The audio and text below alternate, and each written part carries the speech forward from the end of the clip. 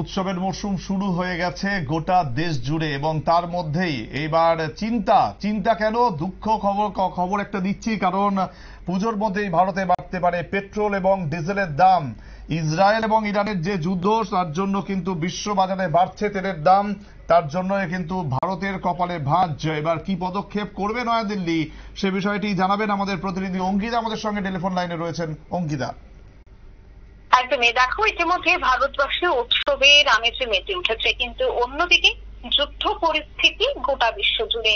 ইসরায়েলের ভূখণ্ডে ইরানের ক্ষেপণাস্ত্র হামলার পরিপ্রেক্ষিতে দেখা গেছে যে মধ্যপ্রাচ্যে এক প্রকার অস্থির পরিস্থিতি তৈরি হয়েছে, আর যার জেনে আশঙ্কা করা হচ্ছে যে বিশ্ব বাজারে জ্বালানির তেলের দাম এবার বাড়ল। বিশ্ব বাজারে অপরিশোধিত তেলের দাম বেড়েলে $1 বৃদ্ধি পেয়েছে।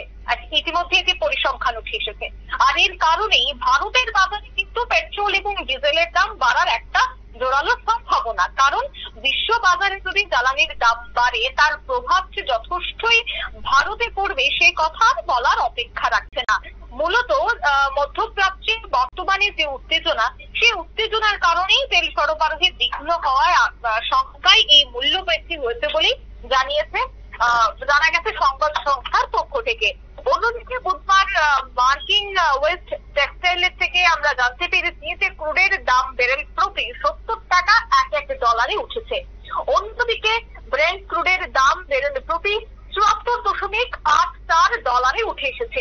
গতকালের কথা যদি বলতে হয়, তবে গতকাল মার্কিন বাজারে এর প্রভাব দেখা দিয়েছিল, বিশেষ করে টেক কোম্পানিগুলির যে শেয়ার দর তা কিন্তু তীব্রভাবে পড়তে শুরু করে গতকাল, যে কারণে অ্যাপল কর্পোরেটর অ্যান্ড এনভিওর মতো টেক জয়েন্টগুলিতেও কিন্তু ক্ষতির সংখ্যে বন্ধ হয়েছে।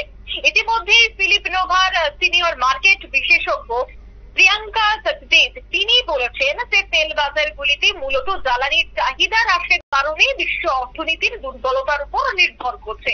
তবু ইসরায়েলের দিকে ইতিমধ্যে ক্ষেপণাস্ত্র নিক্ষেপের পর মধ্যপ্রাচ্যে তেল সরবরাহে যে বিঘ্ন ঘটার আশঙ্কা, তা কিন্তু ইতিমধ্যে দ্রুত বৃদ্ধি পাচ্ছে বলেই তিনি জানিয়েছেন।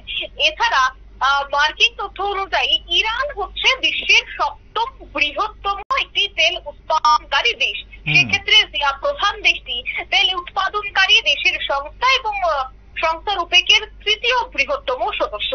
এদিকে ক্যাপিটাল ইকোনমিক্সের একটি নোটে বলা হয়েছে যে ইরানের বড় ধরনের হামলা আমেরিকাকে যুদ্ধে টেনে নিতে পারে, যার দরুন ইরান বিশ্ব তেল উৎপাদনে প্রায় 4% যোগানের ক্ষেত্রে কিন্তু একটা বড়সড় প্রশ্ন চিহ্ন দাঁড়াচ্ছে। তবে গুরুত্বপূর্ণ বিষয় হচ্ছে, যদি ইরানের সরবরাহ বিঘ্নিত হয় তবে সৌদি আরবে উৎপাদন বাড়বে কিনা, সেটাই হচ্ছে এই মুহূর্তে সব থেকে বড় প্রশ্ন। যাই হোক, এবার এই যুদ্ধ পরিস্থিতির কারণে বিশ্ববাজারে যেহেতু দাম বৃদ্ধি, তাই সেক্ষেত্রে তার প্রভাব যে এবার দেশে পড়তে চলেছে তার বলার অপেক্ষা রাখছে না।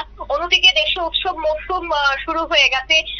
মুম্বাই সহ দিল্লি বিভিন্ন জায়গায় নবরাত্রির প্রস্তুতি চলছে। অন্যদিকে পশ্চিমবঙ্গ সহ ত্রিপুরা এবং বাংলা ভাষাভাষী বিভিন্ন জায়গায় দুর্গাপূজার আমেজ শুরু হয়ে গেছে।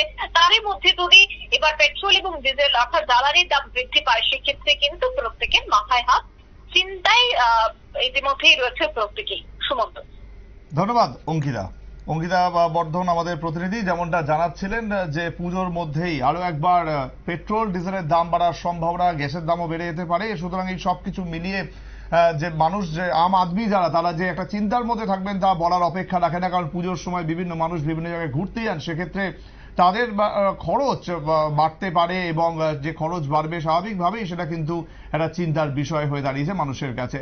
সময় আরো একটি বিরতির সঙ্গে থাকুন।